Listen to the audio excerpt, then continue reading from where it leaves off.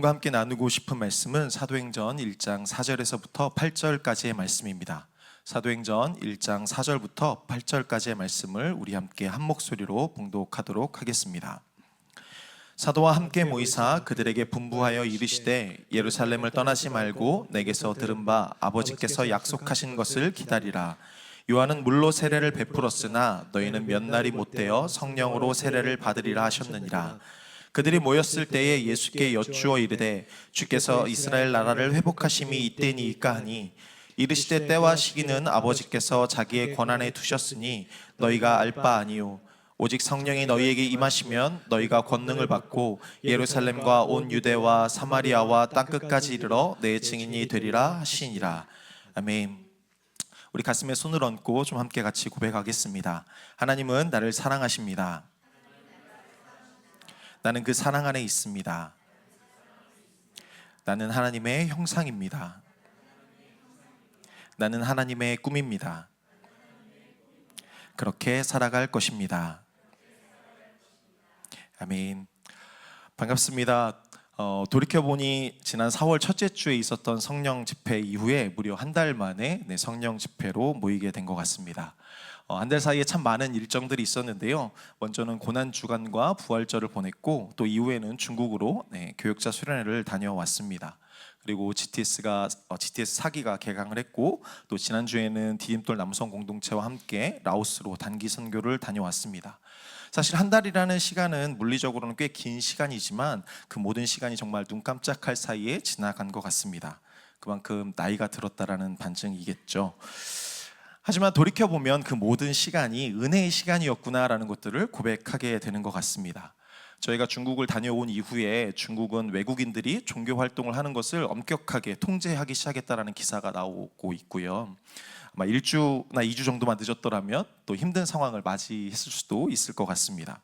또 GTS도 그 어느 때보다 많은 인원들이 시작을 했고 또 이 자리에도 또 온라인으로도 함께 하고 계시는 줄 믿습니다. 이제 겨우 2주차 강의를 마쳤지만 또 그 학교가 굉장히 복작복작하다라는 이야기를 들었습니다. 아마 하나님께서 놀라운 은혜를 주시려고 그 안에 많은 꿈틀거림을 주시는 것이 아닐까 하는 기대함이 있죠. 또 라오스 단기 선교도 마찬가지였습니다. 저희 믿음이 참 연약했던지 600만 원 가량의 사역비 후원을 주보 광고에 올리면서도 이 금액이 정말 다 채워질까 하는 그런 의심이 있었던, 두려움이 있었던 것도 사실입니다. 하지만 떠나는 날에 통장의 잔고를 확인하니 그 금액을 훨씬 뛰어넘는 금액이 들어와 있었던 것을 우리가 보게 되었고요. 또 현지에 도착해서 그 모든 일정 하나하나 또 사역 하나하나가 마치 물이 흐르듯이 기쁨과 감사함으로 잘 마칠 수 있었던 것 같습니다. 어느 누가 이런 일을 하실 수 있을까요? 제가 잘해서 라고 믿고 싶지만 아닙니다. 이 모든 일을 이루신 것, 모든 것을 가능케 하신 것은 우리 하나님의 은혜가 아니고서는 있을 수 없는 일이었을 것입니다. 여러분의 삶은 어떠십니까? 하나님의 그 은혜 가운데 살고 계십니까? 그리고 여러분이 그 은혜 가운데 있다라는 것을 인정하면서 살아가고 계십니까? 복음은 계속해서 우리에게 말씀하죠. 우리의 존재가 공급받는 존재임을, 명령과 기준에 순종하는 자임을 깨닫게 합니다. 그리고 그 축복을 누리는데 우리가 꼭 경험해야 할 것이 있다라고 이야기하는데 그것이 바로 기다림입니다. 다른 말로는 인내이겠죠. 오늘은 예수님의 마음 5번째 말씀으로 기다리는 마음이라는 제목으로 여러분과 함께 말씀을 나누겠습니다. 우리가 너무나도 잘 알고 있다시피 사실 기다린다라는 것은 결코 쉬운 일이 아닙니다. 더군다나 요즘처럼 빠른 속도를 중시하고 즉각적인 결과를 요청하는 이 시대에서는 우리가 기다린다라는 것은 굉장히 낭비처럼 느껴지기도 하고 견디기 어려운 것처럼 느껴지죠. 이번에 라오스 선교를 다녀오면서 처음 느꼈던 인상, 그것은 참 조용한 도시구나, 조용한 나라구나 였습니다. 저희가 갔던 루앙프라방 지역은 유네스코에 등재된 도시이기 때문에 도시 개발을 함부로 할 수 없다라고 합니다. 그때 그 모습 그대로 유지하고 있어야 되는 거죠. 그렇기 때문에 그 모든 도로가 편도 1차로 도로로 되어 있습니다. 그나마도 시내 중심부를 벗어나면 비포장 도로이기 일수인 곳이죠. 그런데 이런 도로를 달리는 차나 오토바이가 전혀 경적을 울리지 않는 거예요. 누구도 빵빵 거리지 않는 것이죠. 앞차가 천천히 가면 그냥 천천히 가나 보다 하고 뒤따라갑니다. 혹은 그것을 참지 못하면 자기가 눈치껏 비켜서 가더라고요. 오죽하면 선교사님께서 이 도시에서 경적을 울리는 건 나밖에 없을 거다라고 말씀하실 정도였어요. 인터넷 속도도 마찬가지입니다. 저희가 하루 사역을 마무리하고 제 방에서 나눔을 위해서 모였을 때 저희 팀원분들이 오셔서 가장 먼저 한 그것은 와이파이를 잡는 것이었습니다. 각자의 방에서 와이파이 속도가 너무 느리거나 잘 잡히지 않았던 거예요. 그래서 제 방에 와서는 와이파이가 너무 빵빵하다며 그렇게 즐거워하시더라고요. 하지만 제가 느끼기에 제 방도 그렇게 빠른 인터넷은 아니었습니다. 라오스의 이런 느림이 생각만큼 어렵거나 힘들지 않았습니다. 인터넷이 느린 것도 차가 천천히 가는 것도 조금 불편하긴 했지만 그렇게 힘들지 않았습니다. 오히려 약간은 여유로움을 느끼게 하는 그런 문화였습니다. 하지만 이천 공항에 내리는 그 순간 깨닫게 됐죠. 우리는 어쩔 수 없는 빨리빨리의 민족이구나라는 것을 말입니다. 비행기에서 내려서 입국 심사를 가야 하는데 사람은 많이 몰리는데 입국 창구는 한정되어져 있는 거예요. 그것을 보면서 우리는 왜 저 옆에 빈 곳을 열지 않는 거지? 그러면 더 빨리빨리 지나갈 텐데 라는 생각을 하고 있더라고요. 그리고 아직 그 수화물이 나오지도 않았는데 그 컨베이어 벨트로 빨리 짐 찾겠다고 달려가서 언제 나오나 하고 계속 이렇게 쳐다보고 있는 저희를 보게 되는 겁니다.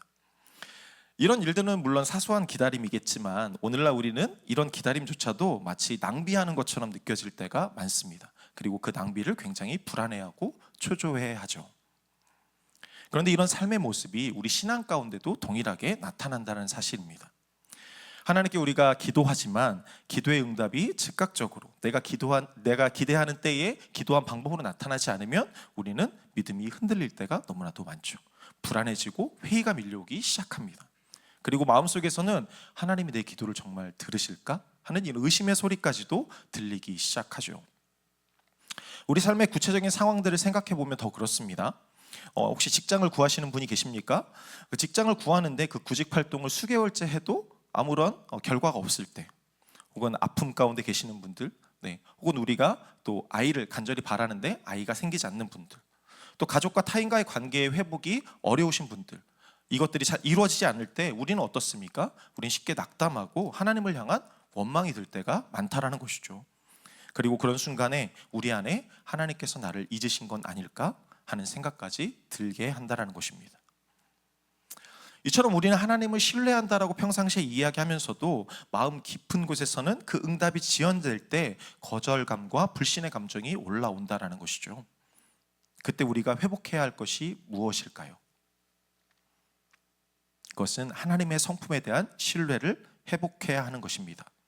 왜냐하면 하나님은 즉각적으로도 역사하실 수 있지만 더 많은 경우에 우리의 믿음을 연단시키고 성장시키기 위해서 기다림이라는 방법을 사용하시기 때문입니다.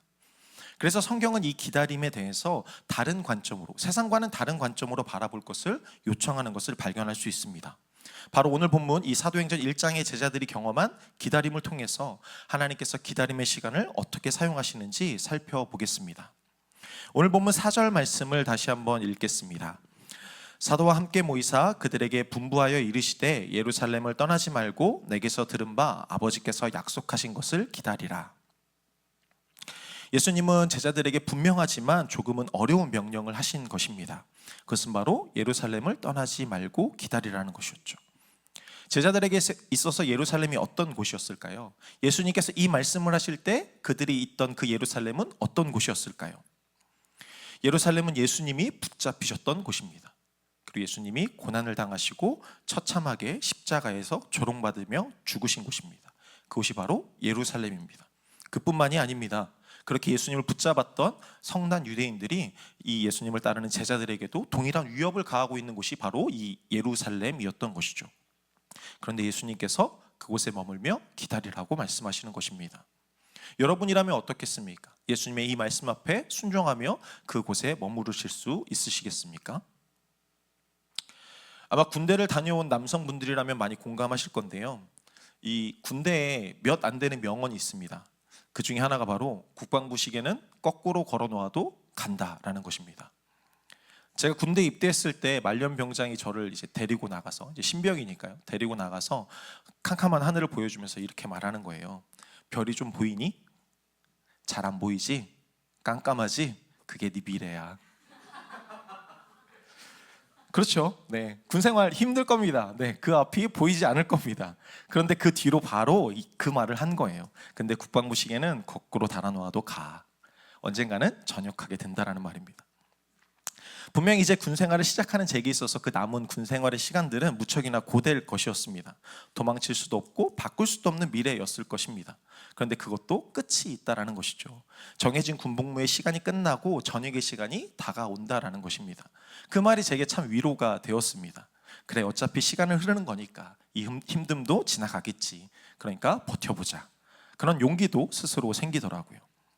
이처럼 예수님께서 말씀하신 이 기다림, 비록 그 상황은 절망스럽고 두려운 그 예루살렘 안에 있는 그 제자들에게 기다리라는 이 말은 너무나도 어려운 말이었겠지만 그것은 목적이 있는 기다림이었다는 겁니다. 언제까지요? 하나님께서 약속하신 것을 주실 때까지. 그리고 그 하나님께서 약속하신 것이 무엇입니까? 우리가 오늘 뜨겁게 찬양했던, 우리가 간절히 구했던 성령님이셨던 거죠. 그래서일까요? 제자들의 반응이 이전과는 사뭇 달랐습니다. 예수님께서 막 돌아가시고 나서 제자들이 어떻게 했냐면 두려움 속에 그들의 문을 꼭꼭 다 걸어 잠그고 숨어서 지냈습니다. 언제 유대인들이 자신들에게 해를 끼칠지 몰라서 그곳 안에서 문을 걸어두고 두려움에 떨면서 숨어 있었던 것이죠. 그리고 심지어 몇몇은 예전의 생활로 돌아가겠다고 갈릴리 바다로 떠나기까지 했습니다. 목적이 없었던 것이죠. 그 시간을 버텨낼 끝이 없었던 것입니다. 그런데 그 부활하신 예수님을 만나고 난 오늘의 이 제자들의 반응은 완전히 달라집니다. 사도행전 1장 13절에서 14절 말씀을 함께 같이 보겠습니다. 들어가 그들이 유하는 다락방으로 올라가니 베드로, 요한, 야고보, 안드레와 빌립, 도마와 바돌로메, 마테와 및 알페오의 아들 야고보, 셀로딘 시몬, 야고보의 아들 유다가 다 거기 있어 여자들과 예수의 어머니 마리아와 예수의 아우들과 더불어 마음을 같이하여 오로지 기도에 힘쓰더라. 제자들에게 있어서 이 예루살렘의 기다림은 분명 두려움이었을 것입니다. 하지만 예수님께서 이 기다리라는 말씀 앞에서 그들의 이 예루살렘을 향한 기대는 바뀌게 됩니다. 더 이상 두려움이 아니라 분명한 약속, 하나님께서 주실 그 약속에 대한 기대로 바뀐 것이죠. 그래서 제자들은 마음을 같이 하고 함께 모여서 그곳에서 기도함으로 기다릴 수 있었던 것입니다. 그런데 이런 기다림을 제자들뿐만 아니라 예수님도 그의 생애의 전반을 통해서 보여주셨다는 사실을 우리는 발견해야 합니다.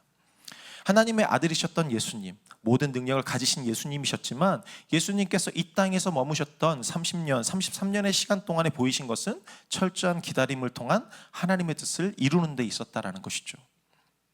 예수님께서 이 땅에 오셔서 공생애, 즉 본격적인 사역을 시작하기까지 30년이라는 시간을 기다리셔야만 했습니다. 말 구유에 누인 아이로 태어나서 성인이 되기까지 인간의 모든 성장과 발달 과정을 겪으셨죠. 참으신 것입니다. 기다리신 것이죠. 그리고 30세가 되기까지 예수님은 긴 시간 동안 이름도 없는 무명의 몫으로 살아가셨습니다. 하나님의 아들이신 예수님께서 하나님과 동등한 능력과 지혜를 가지고 계셨음에도 불구하고 자신의 사역을 조급히 시작하지 않으셨다는 것입니다. 하나님의 때를 기다리며 준비하신 것이죠. 그래서 드디어 예수님께서 하나님의 때에 따라 공생애를 시작하시면서 하신 일, 그것은 바로 세례 요한으로부터 세례를 받으시는 것이었습니다. 마태복음 3장 13절에서부터 15절의 말씀에 보면 이렇게 고백합니다.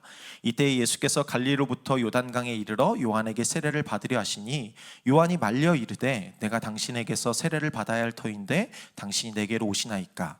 예수께서 대답하여 이르시되 이제 허락하라. 우리가 이와 같이 하여 모든 의를 이루는 것이 합당하니라 하시니 이에 요한이 허락하는지라. 예수님께서 세례를 받으러 나오시자 세례 요한의 입장에서도 굉장히 난처했겠죠. 그래서 세례를 받으러 나오시는 예수님을 극구 말립니다. 그런 세례 요한에게 예수님께서 하시는 말씀이 무엇입니까? 이제 허락하라라는 것입니다. 하나님의 때가 이르렀으니 이제 내게 세례를 베풀라라고 말씀하시는 것이죠. 그를 통해서 모든 의, 하나님의 뜻을 이루는 것이 합당하다라고 말하는 것입니다. 무슨 말입니까? 이제 하나님의 때가 드디어 도래했다라는 것입니다. 내가 30년의 시간들을 무명의 생활로 지냈고 또 공생애 사역을 시작하지 않았고 기다렸는데 이제 공생애를 시작할 때가 되었다라고 말하고 계신 것이죠. 그리고 이 하나님의 때에 드러난 기다려온 삶에서 드러난 겸손의 순종을 이 세례라는 것으로 나타내신 것입니다. 그뿐만이 아닙니다. 예수님께서 이렇게 세례를 받으시고 처음으로 행하신 기적, 혹시 무슨 기적인지 기억하십니까? 바로 요한복음 2장에 나오는 가나 혼인잔치에서 물을 포도주로 바꾸시는 기적입니다. 예수님과 제자들이 갈릴리 가나에서 혼인잔치에 초대된 것 같습니다. 그런데 잔치가 아직 한창 진행 중인데 그 잔치를 흥을 돋을 포도주가 떨어져 버린 것이죠. 그리고 이 상황을 예수님의 어머니였던 마리아가 예수님께 전달합니다. 그런데 그 이야기를 들은 예수님의 대답이 조금은 생뚱맞습니다. 요한복음 2장 4절 말씀 함께 같이 읽겠습니다. 예수께서 이르시되 여자여 나와 무슨 상관이 있나이까 내 때가 아직 이르지 아니하였나이다. 어쩌면 어머니 마리아에 대한 예수님의 대답이 조금은 퉁명스러워 보이기도 합니다. 하지만 이 말씀 속에는 단순한 거절이나 시간에 관한 이야기를 하는 것이 아니라 예수님 내면의 깊은 긴장감을 우리는 발견해야 합니다.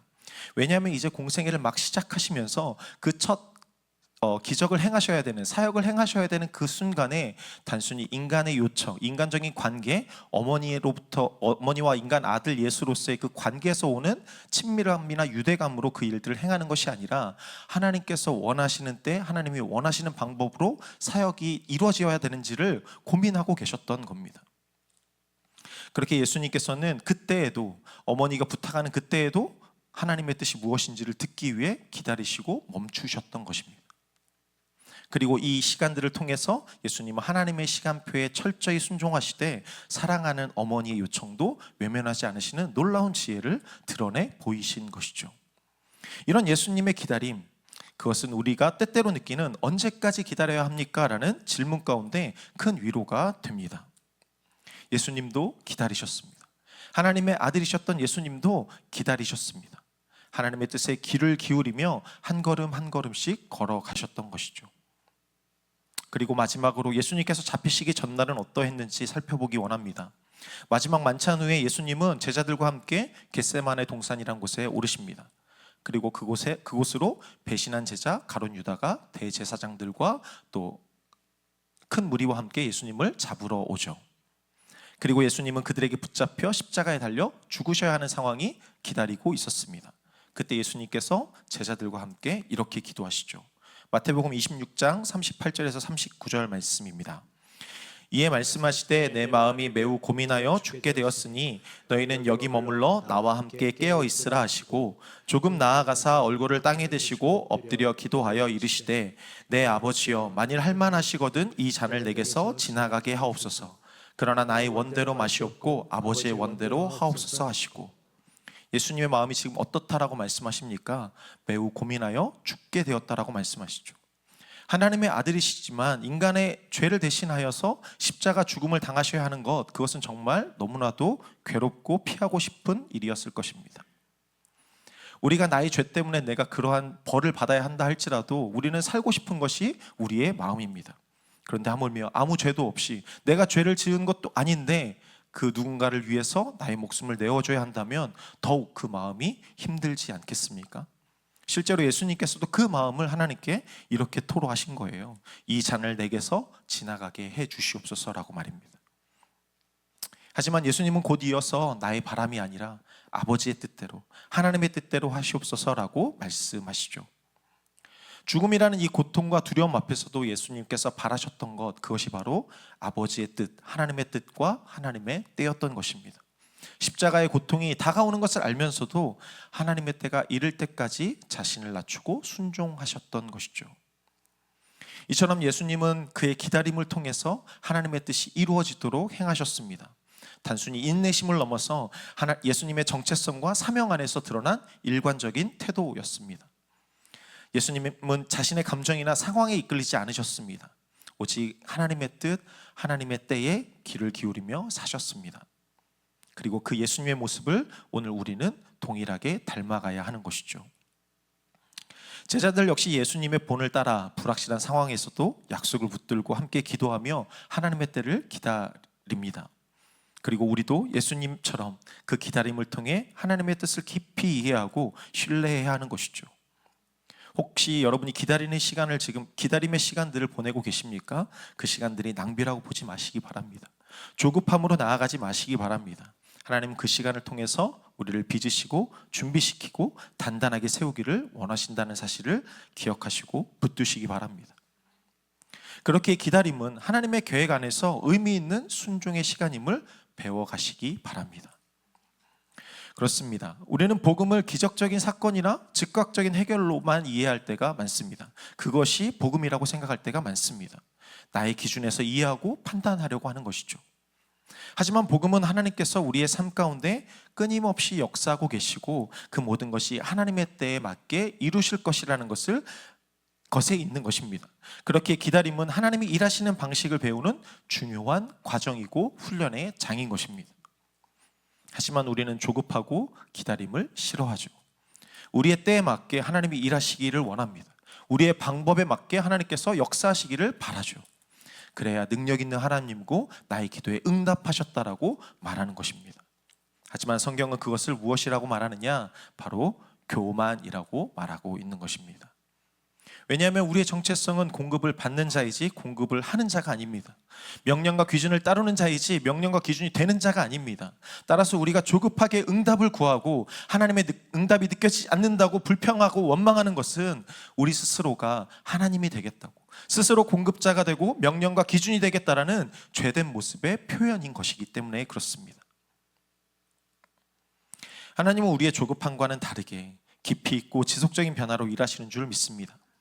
그리고 우리는 그 기다림의 과정을 통해서 하나님의 섬세한 타이밍과 섬세한 손길을 배울 수 있습니다.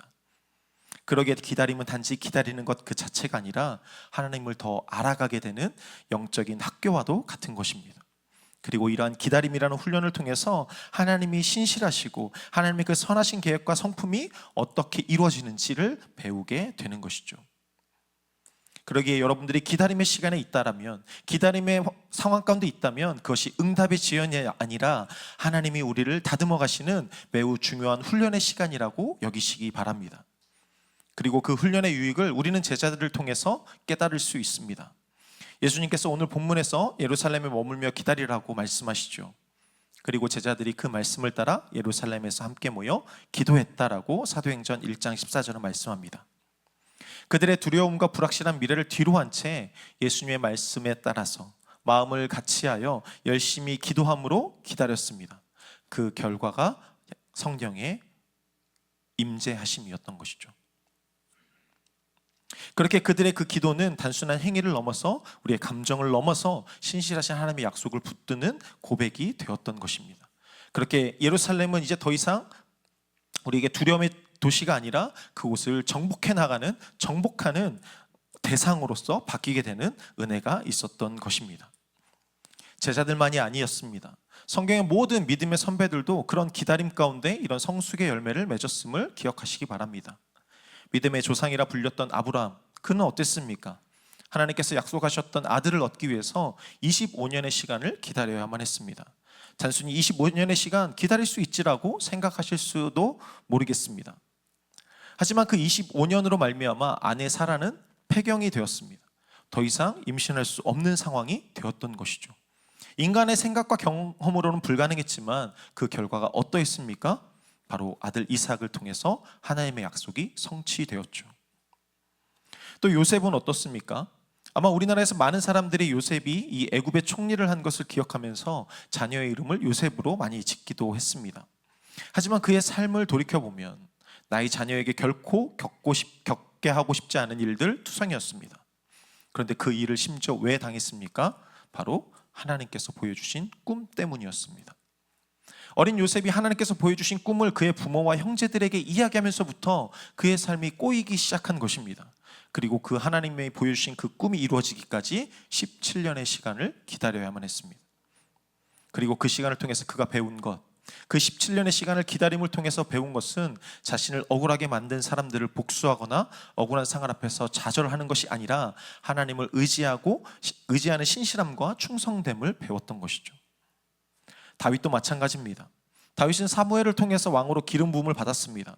하지만 실제로 그가 이스라엘 왕이 되기까지 22년의 시간이 걸렸습니다. 그리고 그 시간 대부분을 사울 왕으로부터 목숨을 위협받으며 도망 다녀야 했죠. 때로는 미친 사람처럼 미친 짓을 해야만 했습니다. 이를 통해 다윗이 배운 건 무엇이었을까요? 그건 기다림을 통해 철저하게 하나님의 주권을 인정하는 것, 그 앞에 순복하는 것이었습니다.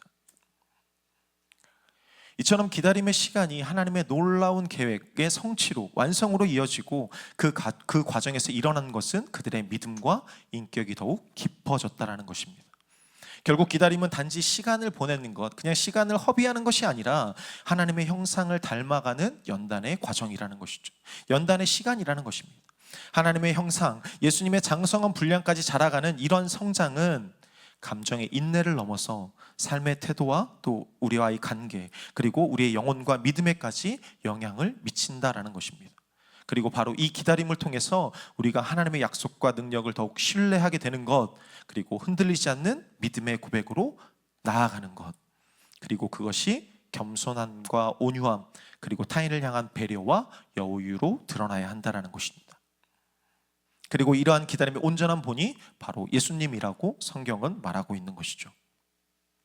겟세마네 동산에서 십자가라는 그 피하고 싶은 고난과 고통 앞에서 자신의 뜻이 아니라 하나님의 뜻을 기다리고 또 기도하심으로 몸소 보이셨던 그 순종을 말입니다.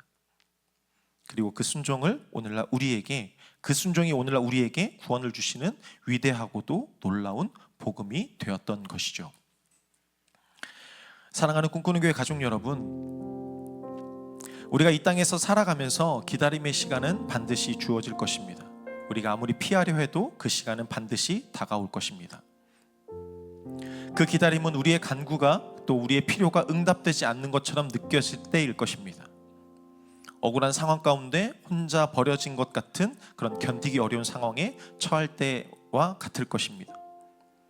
그러나 그때가 우리에게 주어진 기다림의 시간임을 기억하시기 바랍니다.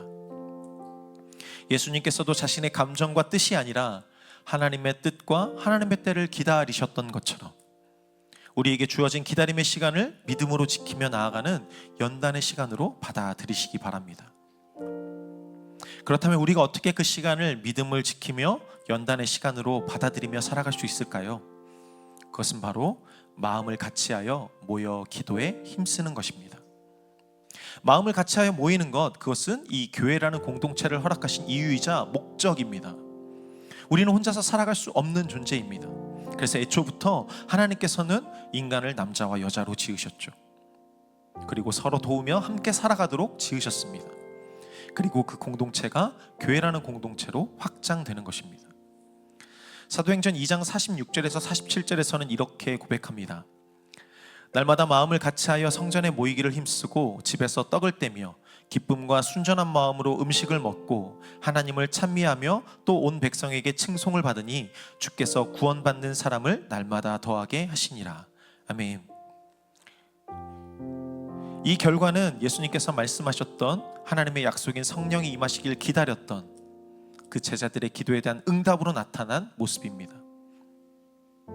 성령이 임하시자 나타난 것, 그것은 바로 마음을 같이 하는 것, 그리고 함께 모이는 것, 그리고 서로 떡을 떼며 교제하는 것, 그리고 하나님을 찬미하는 것입니다. 그때 모든 두려움과 불안함이 사라지고 기쁨으로 기다림의 시간을 지나갈 수 있게 된다는 것이죠. 사랑하는 여러분, 지금 여러분의 옆에 계신 분들을 단순한 만남으로 여기지 마시기 바랍니다. 성령께서 우리로 하여금 우리의 마음을 같이 하며 함께 모여서 하나님을 찬미하고 예배하도록 부르셨습니다. 그것은 서로의 기다림의 시간을 함께 지며 함께 성장해 가도록 여러분을 부르셨다라는 것입니다.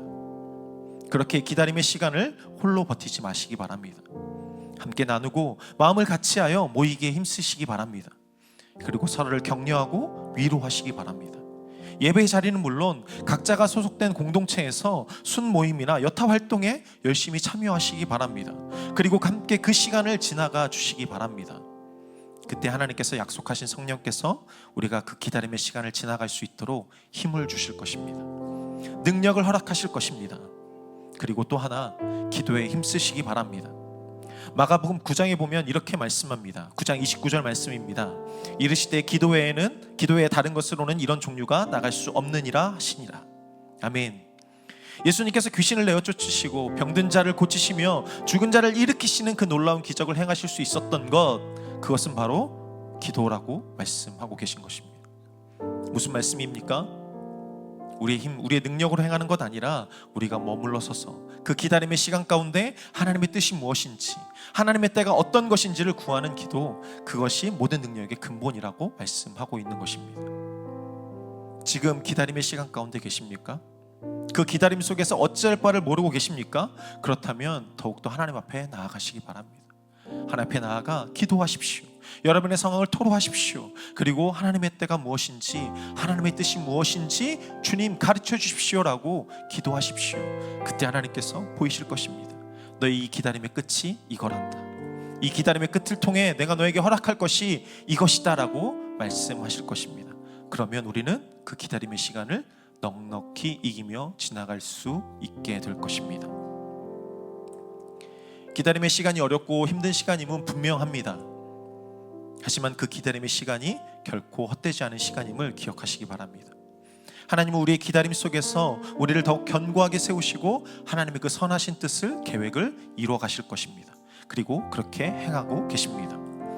예수님께서 몸소 보이셨던 그 기다림의 마음과 태도는 우리가 취해야 할 진정한 믿음과 소망이 무엇인지를 다시금 깨닫게 합니다. 우리는 예수님의 삶을 통해서 기다림이 곧 믿음이며 기다림이 곧 소망임을 배워야 하는 것입니다. 사랑하는 여러분, 예수님처럼 그 기다림 속에서 흔들리지 않고 함께 모여서 기도하며 믿음을 굳건히 지켜나가시는 여러분들 되시길 바랍니다. 그리고 하나님의 약속을 조용히 그리고 확고히 기대하시기 바랍니다. 하나님께서 준비하신 그 놀라운 역사는 우리의 기대를 뛰어넘어서 기대를 뛰어넘는 방식으로 찾아올 것이기 때문입니다. 이 기다림의 시간을 지나서 우리의 기대를 뛰어넘는 응답과 그 성취의 날을 소망하면서 오늘도 한 걸음씩 믿음으로 나아가는 저와 여러분 모두가 되시기를 주님의 이름으로 기도드립니다.